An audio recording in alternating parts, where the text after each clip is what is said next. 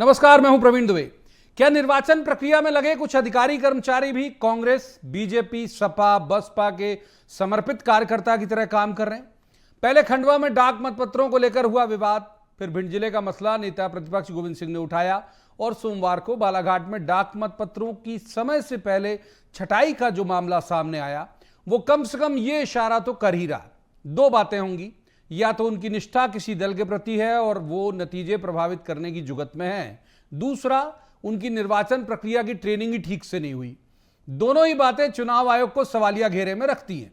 यह ठीक है कि सहायक नोडल अधिकारी को चुनाव आयोग ने सस्पेंड कर दिया, लेकिन उसने खेल किया या नहीं, इसकी गारंटी है क्या? 2018 में 1000 से भी कम अंतर से हार जीत का फैसला 10 विधानसभा सीटों में हुआ था। तकरीबन 6 सीटों में डाक मतपत्र ने भी जीत या हार की इबारत लिखी थी। ऐसे में यह सवाल बड़ा है कि क्या यह साशय हो रहा है या अनजाने में? यदि अनजाने में हुआ है तो क्या निर्वाचन कार्य में लगे लोगों को नहीं पता कि डाक मतपत्र की गणना कब से शुरू करना है? कहा गया कि गिन नहीं रहे थे, सिर्फ बंडल बना रहे थे। तो क्या निर्वाचन आयोग के ऐसे निर्देश हैं कि जब भी आपके पास वक्त हो, दफ्तरी पारिवारिक मसरूफियात ना हो, तब जाइए और डाक मतपत्र का बंडल बनाना शुरू कर दीजिए? क्या यह संभव है कि बिना रिटर्निंग ऑफिसर की सहमति के सहायक नोडल अधिकारी स्ट्रांग रूम खोलकर डाक मतपत्र खोलकर सो कॉल्ड बंडल बनाना शुरू कर दें? क्योंकि अभी से कुछ देर पहले कलेक्टर ने एक बयान दिया कि उन्हें नहीं पता था कि स्ट्रांग रूम खोला गया। सवाल यह भी है कि यदि कांग्रेस आपत्ति करती है तो ऐसे मसले में बीजेपी उसके साथ खड़े होकर क्यों नहीं बोलती कि हां, ये सही बात है, ऐसा नहीं होना चाहिए? बीजेपी फौरन रक्षात्मक होकर शक की सुई अपनी तरफ क्यों कर लेती है? ऐसे बहुत रहे सवाल जिन्हें लेकर एक खास पैनल के पास जाएंगे और कहेंगे जवाब तो देना होगा, लेकिन रस्मन सबसे पहले आपको दिखाते हैं एक रिपोर्ट, देखिए।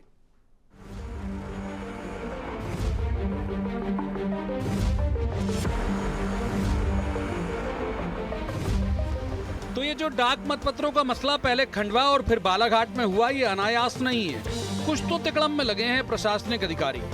खंडवा में तय समय के बाद वोट करवा दिया और बालाघाट में नियत समय से पहले बंडल खोलकर उसे सहेजने का काम शुरू कर दिया। महत्वपूर्ण यह है कि निर्वाचन आयोग ने जो भी वक्त जिस काम के लिए मुकर्रर किया है, उससे आधे घंटे पहले या बाद भी कोई प्रक्रिया शुरू नहीं कर सकता। फिर बालाघाट के नोडल अधिकारी हिम्मत सिंह की हिम्मत कैसे इतनी हो जाती है कि वो आयोग के निर्देशों को डस्टबिन में डालकर अपने मन की कर सकता है? क्या बिना रिटर्निंग ऑफिसर की सहमति के वो ऐसा करने का दुस्साहस कर सकता है? यदि रिटर्निंग ऑफिसर ने समय से पहले स्ट्रांग रूम खुलवाया तो ऐसा उसने क्यों किया? ये ठीक है कि चुनाव आयोग ने सहायक नोडल अधिकारी को सस्पेंड कर दिया, लेकिन क्या वो अपना काम करके जा तो नहीं चुका? ये बड़ा सवाल है। सबसे बड़ा सवाल ये भी है कि बीजेपी को भी कहना चाहिए कि हाँ, ये गलत है, मगर वो तत्काल रक्षात्मक क्यों हो जाती है? वीडियो जो आया है उसमें आपने यही देखा होगा कि वो लोग पोस्टल बैलेट किसको सेग्रीगेट कर रहे हैं। निर्धारित समय था 3 बजे, 3 बजे के पहले 1:30 बजे वो स्ट्रांग रूम खोल करके सारी कार्रवाई की गई और जो प्रक्रियात्मक त्रुटि हुई है उसके लिए जो पोस्टल के जो नोडल अधिकारी तहसीलदार हैं उनको निलंबित किया गया। यह विषय निर्वाचन का विषय है, निर्वाचन आयोग तय करता है, निर्वाचन आयोग कार्रवाई करेगा, संज्ञान लेगा। अब वो शफकत खान कह रहे हैं कि नहीं, कोई कुछ नहीं था, कांग्रेस को वहाँ पर कंफ्यूजन हो गया था। कहाँ पर कंफ्यूजन है? कांग्रेस को स्पष्ट करना होगा। प्रदेश अध्यक्ष माननीय बीडी शर्मा जी ने इस बात पर जानकारी वहाँ से बुलाई है, जरूर हमारी ओर से भी इस पर संज्ञान लिया गया है। कांग्रेस की फिक्र क्यों वाजिब है, इसे ऐसे समझिए कि पिछले यानी 2018 के चुनाव में ग्वालियर दक्षिण, सुवासरा, इंदौर 5, राजपुर, मांधाता सहित कई विधानसभा सीटें ऐसी थी जहां इन्हीं डाक मतपत्रों ने हार जीत में निर्णायक भूमिका अदा की थी। ऐसे समय में जब अनुमान कांटे के मुकाबले के हों, तब यदि कोई हेरफेर डाक मतपत्रों में भी होता है तो क्या वो गंभीर विषय नहीं है? या तो निर्वाचन प्रक्रिया की इन्हें ट्रेनिंग ठीक से नहीं दी गई, या फिर ये किसी एक दल के प्रति अपनी स्वामी भक्ति दिखा रहे हैं। कांग्रेस का विरोध बिल्कुल वाजिब है। क्या यह संभव है कि नोडल अधिकारी सस्पेंड हो जाए और कलेक्टर कह रहे हैं, जो रिटर्निंग ऑफिसर हैं, कि ऐसा कुछ भी नहीं हुआ है, कांग्रेस पार्टी कंफ्यूज है? क्या यह संभव है कि कोई नोडल अधिकारी बिना रिटर्निंग ऑफिसर की अनुमति के स्ट्रांग रूम को खोल दे? तो अब मुख्य निर्वाचन पदाधिकारी बताएं कि क्या उनके निर्देश पर बालाघाट कलेक्टर ने स्ट्रांग रूम खुलवाया? पूरी तरह इसमें मुख्य निर्वाचन पदाधिकारी और कलेक्टर दोनों की मिलीजुली कुश्ती है और ऐसे कई जिलों में कलेक्टर पदस्थ हैं जो भारतीय जनता पार्टी की जीत को सुनिश्चित करने के लिए मदद कर रहे हैं। मेरी मांग है कि कलेक्टर को गिरफ्तार किया जाए। इसमें कोई दो राय नहीं कि प्रशासनिक अमले में भी कांग्रेसी और भाजपाई सरकारी कर्मचारी हैं। कुछ तो ऐसे हैं जो पार्टी के कार्यकर्ता से ज्यादा निष्ठावान हैं। चुनाव आयोग को ऐसी घटनाओं को बेहद गंभीरता से लेना चाहिए, क्योंकि नजदीकी मुकाबले में ये नतीजे को पलट सकते हैं। बीजेपी को भी चाहिए कि वो बजाय ऐसी घटनाओं के समर्थन में खड़े होने के इसकी घोषित निंदा करे, अन्यथा एक उंगली उसकी तरफ भी उठ जाती है। Bureau report, DSTV। तो उन खास मेहमानों का मैं आपसे तारुफ करा देता हूं जिनके साथ हम चर्चा को आगे बढ़ाएंगे। हमारे साथ हैं मिथुन अहिरवार, कांग्रेस के विद्वान ऊर्जावान प्रवक्ता हैं। बहुत स्वागत मिथुन जी का। दूसरी मेहमान है गुंजन चौक से, बीजेपी की विद्वान ऊर्जावान प्रवक्ता हैं। गुंजन जी का भी स्वागत। तीसरे मेहमान है सरमन नगेले, वरिष्ठ पत्रकार हैं, अच्छे राजनीतिक विश्लेषक हैं। सरमन जी का भी स्वागत है। जाहिर तौर पर आज बात की शुरुआत करेंगे गुंजन जी से। आप कैसे देखती हैं गुंजन जी इस बालाघाट और खंडवा दोनों घटनाओं को? प्रवीण जी, देखिए, जो निर्वाचन आयोग का अपना एक कानून है और ये कानूनी प्रक्रिया है, उस कानूनी प्रक्रिया के साथ छेड़खानी जैसी अगर कोई चीज होगी तो उस पर कार्रवाई करने के लिए भारतीय जनता पार्टी भी उतने ही आगे रहेगी। लेकिन अगर कुछ गड़बड़ियां हुई हो तो उसमें बिल्कुल भारतीय जनता पार्टी भी आगे है। लेकिन जो फिलहाल बालाघाट के मामले की मैं पहले शुरुआत करूंगी। बालाघाट के मामले में मैं आपको याद दिला दूं कि शफकत खान जी ने शिकायत की, उनका आरोप सीधे सीधे लगा कि ये भारतीय जनता पार्टी ने गड़बड़ी कराई है। ये वही शफकत खान जी हैं जिनका आज मैं आपको वीडियो दिखाना चाहूंगी और आपके चैनल के माध्यम से जनता को भी दिखाना चाहूंगी। ये वही शफकत खान जी हैं जो आप बोलते हैं, खुले में आके कहते हैं कि नहीं, कुछ गलत फहमी हो गई थी, मैं संतुष्ट हूं आप कार्रवाई से। जब हम वहां पहुंचे तो हमने वहां पर जो मौजूद थे व्यक्ति, शफकत खान जी पूछा, अथॉरिटी ने सस्पेंड क्यों किया? अनुपम राजन अथॉरिटी नहीं, इस मामले में अनुपम राजन अथॉरिटी हैं, फिर उन्होंने सस्पेंड क्यों किया? उन्हें कहना चाहिए था कुछ गलत नहीं हुआ। देखिए, कानून, मैंने अपनी बात की शुरुआत की। निर्वाचन आयोग की जो कार्रवाई होती है वो कानूनी प्रक्रिया के तहत होती है। इलेक्शन कमीशन का, चाहे हम बैलेट सिस्टम समझ लें, चाहे हम उसे सेग्रीगेशन का सिस्टम समझ लें, जो वहां पर हो रहा था, वहां पे सिर्फ और सिर्फ सेग्रीगेट होके चीजें रखा रही थी। नहीं, सेग्रीगेट भी नहीं हो सकता। मैं आपको एक और शब्द का प्रयोग करना चाहूंगी यहाँ पे प्रवीण जी। छूने में और छेड़ने में फर्क होता है। वहां पर सिर्फ और सिर्फ उसका सेग्रीगेशन हो रहा था, लेकिन उसे छेड़ने का आरोप, उसका छेड़ने का आरोप नहीं है सेग्रीगेशन का भी। अनुपम राजन भी अगर बोल रहे हैं तो गलत बोल रहे हैं, सुन रहे होंगे तो मैं कह रहा हूँ कि खोला ही नहीं जा सकता स्ट्रांग रूम गणना के एक दिन पहले तक, तब तक नहीं खोला जा सकता। जो है वो सामने है, जो कार्रवाई में सामने आएगा, लेकिन इसे भारतीय जनता पार्टी के साथ जो जोड़ा जा रहा है कांग्रेस के द्वारा, हाँ, ये बात, इस पे बात हो जो नीति है वो बड़ी साफ है। ठीक है, ये उनका भय और ये पूरा वक्त दिया गुंजन जी, पूरा वक्त दिया। अब मिथुन जी को इन करने दिग्विजय सिंह जी जो हार रहे मध्य प्रदेश में, ये अपने बचाव के लिए भारतीय जनता पार्टी को इसमें बीच में ला रहे हैं, उनका लाए हो गलत। ठीक है गुंजन जी, अब इनको आप मिथुन जी को वक्त देते। मिथुन जी, ये बात सही है, इससे मैं पूरी तरह सहमत हूं। इस पूरे मसले में मुझे नहीं पता कि वो बीजेपी को सपोर्ट कर रहे हैं कि कांग्रेस को कर रहे हैं, लेकिन कर गलत रहे हैं। एक डेट, एक समय निर्धारित होता है, न उससे आधा घंटा पहले न आधा घंटे बाद कैसे खोल सकता है स्ट्रांग रूम, ये आपत्तिजनक है। आपकी टिप्पणी?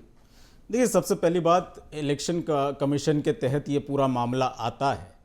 ये भी बात ठीक है कि आचार संहिता लगी हुई है, लेकिन भारतीय जनता पार्टी और भारतीय जनता पार्टी के मानसिकता के अफसरों का ये जो गिरोह है, ये रिश्ता क्या कहलाता है? मुझे तो उम्मीद थी कि भारतीय जनता पार्टी की ओर से इसकी एक पुरजोर मजम्मत होगी, लेकिन भारतीय जनता पार्टी बजाय इस मामले को इस पर अटैक करने के बजाय इसको डिफेंड कर रहे हैं। भारतीय जनता पार्टी का कहना है कि साहब वो छूने में और छेड़ने में फर्क होता है। तो क्या बैलेट पेपर्स को छूने की आजादी भारतीय जनता पार्टी ने देकर के रखी? ये तो इलेक्शन कमीशन भी नहीं देता। इलेक्शन कमीशन के स्पष्ट निर्देश है, 2 तारीख के पहले अगर उनको हाथ भी नहीं लगाया जा सकता था, तो भारतीय जनता पार्टी किस नीति के तहत इस हाथ लगाने को अपनी वैलिडिटी प्रदान कर रही है? पहली बात। दूसरी बात, भारतीय जनता पार्टी ने, चलिए अभी मान लेते हैं आचार संहिता लगी हुई है, क्या आपके कलेक्टर ने ये नहीं कहा संजय कुमार मिश्रा ने तो 25 साल तक भाजपा को जिताओ, क्या कार्रवाई कर दी? उसका आपने उस व्यक्ति को एलिवेशन दे दिया। क्या इमरती देवी जी ने नहीं कहा कि हम कलेक्टरों के भरोसे चुनाव जीतेंगे? क्या उमा भारती जी ने नहीं कहा कि ब्यूरोक्रेसी करती क्या, हमारी चप्पल उठाती है? तो ये चप्पल उठवाने का काम अब तो कम से कम आप लोग बंद कर दीजिए। भारतीय जनता पार्टी की पुरानी आदत है, भारतीय जनता पार्टी जब हारने लगती है तो मारने लगती है। हमारे कार्यकर्ता को मार डाला इन्होंने। भारतीय जनता पार्टी को ये समझना चाहिए कि आपका ये जो स्टैंड ये स्पष्ट करता है कि दाल में कुछ काला है। आप भी मांग करिए, आप अपने मिनिस्ट्री ऑफ पर्सनल से मांग करिए कि इस व्यक्ति के खिलाफ FIR हो, इसकी गिरफ्तारी ये मैं भी कह रहा हूं, करने के बाद ये मैं भी कह रहा हूं, दोनों दलों को कहना चाहिए था। छूने और छेड़ने में फर्क होता है, ये भाजपा का स्टैंड है। ठीक है, शफकत खान जी का क्या स्टैंड है? शफकत खान भाई, शफकत खान अथॉरिटी नहीं है, शफकत खान कानूनी लीगल अथॉरिटी नहीं है ना भाई। अरे लीगल अथॉरिटी नहीं है, बात तो लीगल, बात लीगल प्लीज पहला सवाल एक मिनट, तीसरे मेहमान सर, तीसरे मेहमान को कर लेते हैं। छूने और छेड़ने में फर्क है, आप क्यों डिफेंड कर रहे हैं? अरे बहुत वक्त है भाई, बहुत वक्त की अनुमति है क्या? ठीक है, ठीक है। भोपाल के कब छुआ रहे हैं? भोपाल में कब खुलेंगे बैलेट पर? बताइए, अगर ये प्रक्रिया सही है तो भोपाल में कब करा रहे हैं? बताइए। ठीक है गुंजन जी में मारने लगे, माफ कीजिए, मेरा अनुरोध स्वीकार कर ले। तीसरे मेहमान को इन करते हैं। ये बात मैं बार बार कह रहा हूं, शफकत खान लीगल अथॉरिटी नहीं है, लीगल अथॉरिटी अनुपम राजन जी हैं और उनकी पूरी टीम है। एक बार हम इन कर लेते हैं सरवन नगेले। सरवन जी, आप कैसे देखते हैं इस पूरे मसले को? क्या ज्यादा अति स्वामी भक्ति दिखाने के मूड में है कलेक्टर साहब बालाघाट के, या फिर ये एक तरह की प्रक्रियात्मक चूक है जो राजन साहब कह रहे हैं? देखिए माननीय प्रवीण जी, जहाँ तक मेरी जो जानकारी है, बहुत सारी चीज़ें अज्ञानता बस हो जाती हैं। मैं पहले 2-3 संदर्भ दे दूं।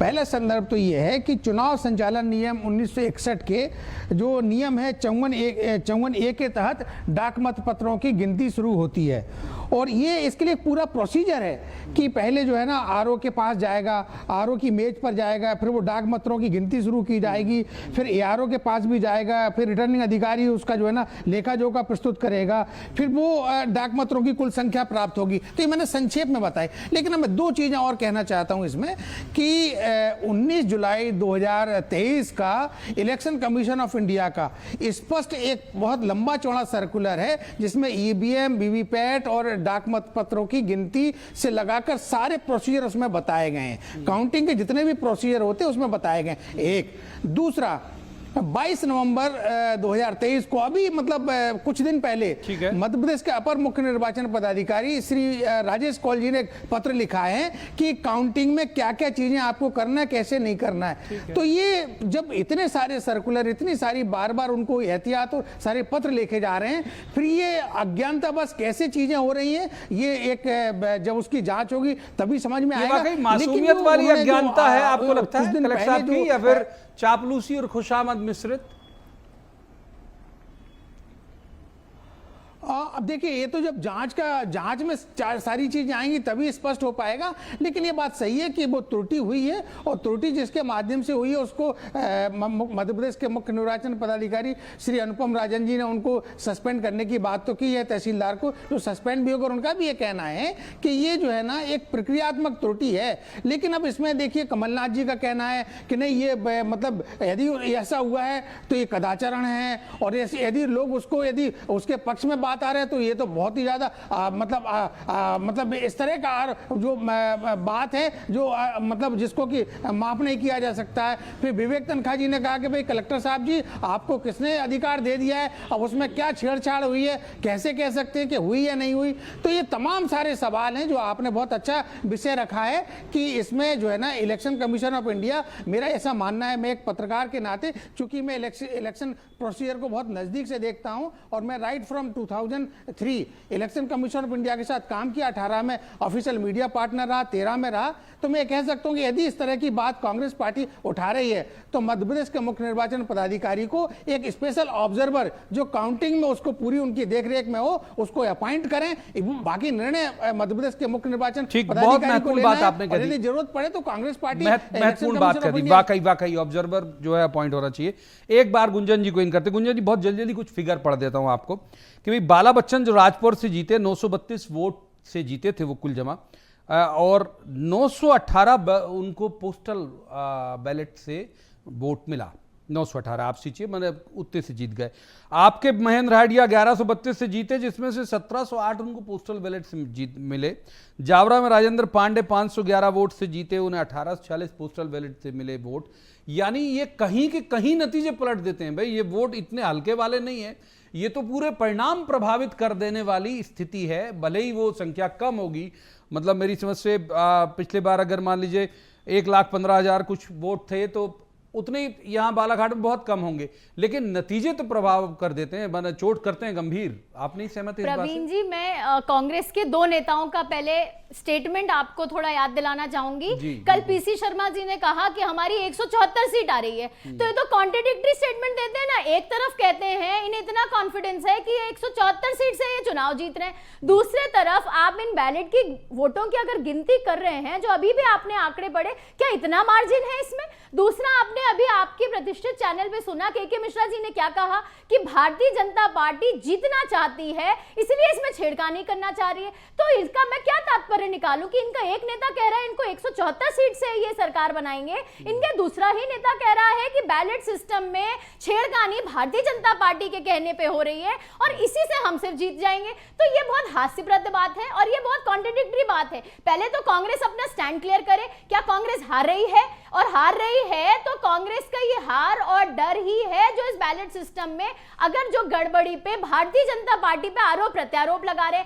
आप इस निर्वाचन आयोग की प्रक्रिया पे सवाल उठाएं, लेकिन आप उसे भारतीय जनता पार्टी के साथ जो आपने आरोप लगाए हैं उसकी मैं निंदा करना चाहूंगी और उस पर कड़ी सी कड़ी कार्रवाई करूंगी। आपके अपने संगठन मंत्री कांग्रेस के हैं, आप ये तो आप मानेंगे वो कानूनी प्रक्रिया नहीं है, लेकिन वो इनके अपने मंत्री हैं। क्या उनके बयान की क्या पुष्टि देना चाहेंगे? वो पहले शिकायत करते हैं, बाद में वो कहते हैं हम संतुष्ट हैं, वहां हमसे गलतफहमी हो गई। इस तरीके की गलतफहमी जनता को आप भ्रमित कर रहे हैं। एक संगठित परिवार, एक पार्टी की तरफ से आप उनके खिलाफ इस तरीके का आलोचना लगा रहे हैं, तो ये कौन सी बात है? ठीक है, अब जवाब ले लें। देखिए मिथुन जी ने पूरा मौन होकर आपको सुना। गुंजन जी, मैं उम्मीद करूंगा कि आप भी मिथुन जी को मौन होकर सुना, पूरा सुना उन्होंने आपको डिटेल में। मिथुन जी, बहुत भारी भरकम अगर मान लो सीटों से जीत रहे हो तो ठीक है, ये छोटे मोटे 2,000, 4,000, 5,000 से मान लो गड़बड़ी हो भी रही होगी या वो कलेक्टर करना भी चाह रहा होगा, स्वामी भक्ति दिखा भी रहा होगा किसी पार्टी के लिए, तो होने दीजिए, ये कहना गुंजन जी का। देखिए, सीधी बात ये है कि मध्य प्रदेश की जनता अगर हमें 174 सीटें देना चाहती है तो किसी भी अधिकारी के पास ये अधिकार नहीं है कि वो उन सीटों को 173 भी कर सके। तो भारतीय जनता पार्टी जो चुनाव आयोग को डिफेंड कर रही है, वो पहले लोकतंत्र को समझे कि भारतीय जनता पार्टी ने भले ही लोकतंत्र को पलटने की कोशिश 2018 में भी की थी कि हमें ज्यादा सीटें मिली, हमारी सरकार बनी और भाजपा ने उस सरकार को गिरा दिया। तो आप सरकार का, आप लोकतंत्र का सम्मान नहीं करते, लेकिन हम करते हैं।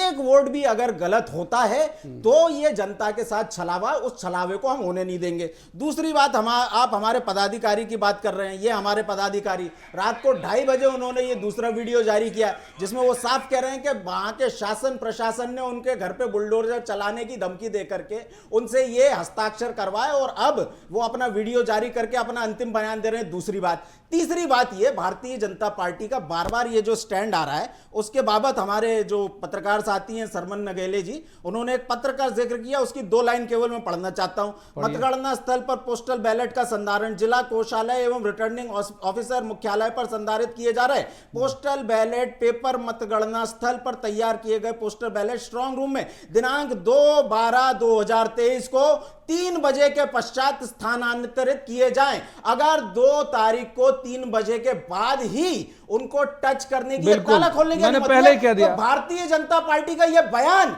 अपने आप में स्पष्ट करता है, इनका अभी भी कहना है हाथ लगाने में और छेड़ने में फर्क है। यह बताता है कि भारतीय जनता पार्टी चाहती है कि ये सब हो।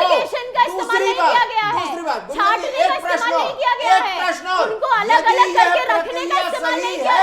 यदि यह प्रक्रिया सही है तो यही प्रक्रिया 2 तारीख के पहले भोपाल में किस तारीख को करवा रहे हैं आप लोग, इसका भी बता दीजिए। प्रवीण जी, मैं इन्हीं के पहले इन्होंने स्थानांतरित वर्ग का एक इस्तेमाल किया, उसका मतलब होता है कि वहां से ले जाके किसी और जगह पे लेके जाना। हाँ, तो गणना स्थल जाएंगे ना, स्ट्रांग रूम से गणना स्थल क्या है, वहां पर सिर्फ और सिर्फ बाइफर्केशन होके रखा रहे थे। वहां पे 8 कॉन्स्टिट्यूएंसी के पेपर रखे थे। आप ताला भी नहीं खोल सकते, आप पढ़िए उसे दोबारा, आप दोबारा उस चिट्ठी को पढ़िए, आप दोबारा उस चिट्ठी को पढ़िए, ये देखिए वहां पर बिल्कुल भी नहीं, ठीक है, तीसरे मेहमान को इन करूंगा मैं, माफ कीजिए, तीसरे मेहमान को इन करता हूं, तीसरे मेहमान को इन करता हूं। ये बात वाकई आपत्तिजनक है, तीसरे मेहमान को इन कर लेता हूं मैं। तीसरे मेहमान को शर्मन नगेले हमारे साथ है। शर्मा जी, ये एक जो पूरे इस मसले से एक बात निकल के सामने आई है कि बीजेपी अगर एक बार में खड़े होकर कह दे कि साहब गलत कर रहे हो कलेक्टर साहब, आप जो भी कर रहे हो बहुत गलत कर रहे हो, क्योंकि जाहिर बात है अभी तो तय नहीं है ना कि वो कलेक्टर साहब बीजेपी को फायदा पहुंचाने के आशय से, यदि उनका दुराशय है तो, यदि चूक है तो मेरे लिए बड़ा मासूमियत वाली चूक है, क्योंकि यूपीएससी क्वालिफाई करने वाला आदमी इतना कम से कम ऐसी अकल तो उनकी होगी नहीं, वो पढ़े लिखे लोग होते हैं, बहुत ज्यादा, हम आपसे ज्यादा पढ़े लिखे होते हैं, तो फिर भी अगर बीजेपी, कांग्रेस, सपा, बसपा सब आरोप कर उनकी आलोचना करते हैं कि भाई गलत हो गया आपसे, तो उसको बोलने के बजाय डिफेंड क्यों? शर्मा जी देखिए माननीय प्रवीण जी, मेरा ऐसा मानना है कि लोकतंत्र की बुनियाद पारदर्शी चुनाव, निष्पक्ष और स्वतंत्र चुनाव पर टिकी हुई है, और इन सब चीजों में राजनीतिक दलों का भी उतना ही योगदान है जितना प्रशासनिक अमले का योगदान है। तो यदि किसी के माध्यम से इस तरह की बात आ रही है तो अभी ये तो बिल्कुल स्पष्ट नहीं है ना कि वो किसके लिए काम किया या कर रहे थे या नहीं कर रहे थे।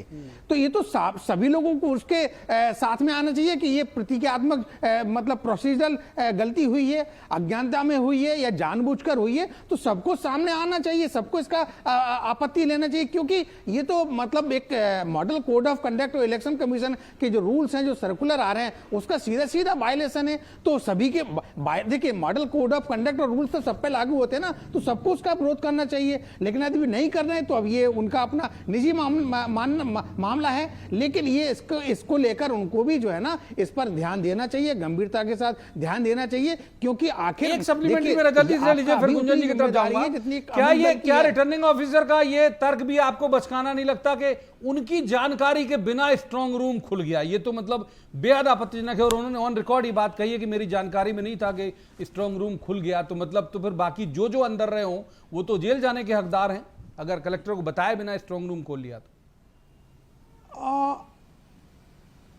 नहीं, देखिए ये तो घोर आपत्तिजनक है यदि डिस्ट्रिक्ट रिटर्निंग ऑफिसर की जानकारी ऑफिशियली बयान है उनका, ऑन कैमरा बयान है कि मेरी जानकारी और में नहीं यदि था। हुआ है,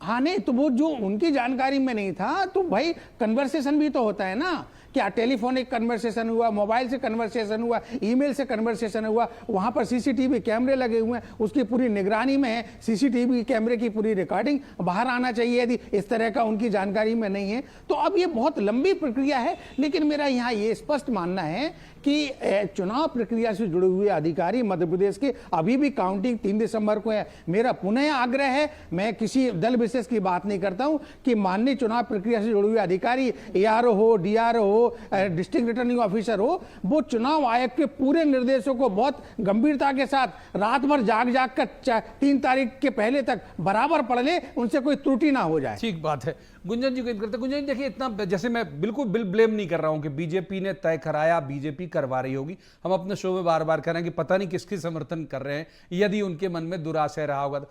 आप लोगों को नहीं लगता कि एक बार में तड़ से अगर आप कल कांग्रेस के साथ खड़े हो जाते इस मसले में कि हाँ भाई ठीक है कलेक्टर साहब ये तो बहुत गलत बात है, जिसके लिए भी कर रहे हो गलत हो, तो बात ही खत्म हो जाती, मतलब ये इतना बड़ा मुद्दा नहीं बनता दिल्ली तक का। प्रवीण जी, आपके सवाल में ही जवाब छुपा है। आप जानते हैं कि आप आज यहाँ पे कह रहे हैं अपने प्रतिष्ठित चैनल पे कि किसने कराया कोई नहीं जानता।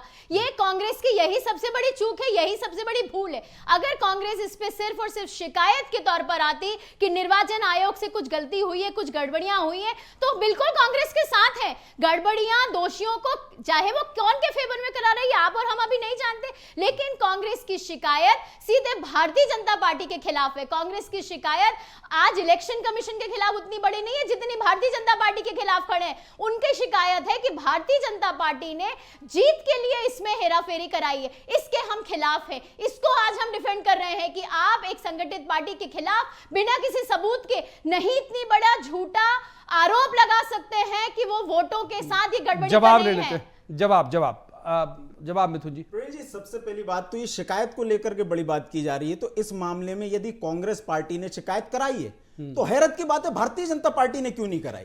क्या भारतीय जनता पार्टी इसके समर्थन में? भारतीय जनता पार्टी को तो सबसे पहले शिकायत करानी चाहिए थी कि आपके राज्य में आपकी पार्टी के लिए यदि एक चुनाव हुआ है तो आपने इस मामले में शिकायत ना कराना, और आपका ये कहना है कि हाथ ही तो लगा दिया था, छेड़छाड़ नहीं हुई, ये अपने आप में बताता है कि आप किसके साथ हैं। दूसरी बात, अमित शाह जी मध्य प्रदेश में कह करके गए थे कि जो अफसर कमल का ध्यान ना रखे उसका बहुत बड़ा एक इंपैक्ट जो है भारतीय जनता पार्टी शायद उसका लाभ लेना चाहती। तीसरी बात, ये बैलेट पेपर किसको नुकसान पहुंचाएंगे? वो भारतीय जनता पार्टी जो ओपीएस के विरोध में खड़ी है, क्योंकि ये बैलेट पेपर हैं, ये कर्मचारियों के होते हैं मुख्यतः, तो वो भारतीय जनता पार्टी जिसने न्यू पेंशन स्कीम के जरिए कर्मचारियों को चला और ओपीएस के रूप में उन्हें एक उम्मीद की किरण नजर आ रही है, इन बैलेट पेपर्स को बदलने की अगर भारतीय जनता पार्टी की मंशा स्पष्ट नहीं है तो गुंजन जी इस कार्यक्रम के खत्म होने के पहले बोल दें, खत्म हो गया सर, माफ कीजिए, वक्त नहीं देता, इससे ज्यादा चर्चा की इजाजत वक्त नहीं देता। बहुत बहुत शुक्रिया, मुझे यही माफी के साथ रोकना पड़ेगा। तीनों मेहमानों को बहुत बहुत धन्यवाद इस चर्चा में शामिल होने के लिए। लेकिन जाते जाते ये बात जरूर कहूंगा, मैं शर्मन जी की बात से सहमत हूं कि यदि आपको निष्पक्ष चुनाव कराने हैं तो ऐसी घटनाओं को रोकना पड़ेगा। जाहिर है अब मतगणना के दिन ये कलेक्टर साहब पर सवाल उठेंगे कि क्या ये निष्पक्ष रहेंगे, या फिर यदि ये स्वामी भक्ति कर रहे थे तो क्या ये उस दिन भी नहीं झलकेगी? बड़ा सवाल है ये। आज की इस चर्चा में इतना ही। कल किसी खास मसले पर खास पैनल के साथ बैठकर कहेंगे जवाब तो देना होगा। आप देखते रहिए BS TV।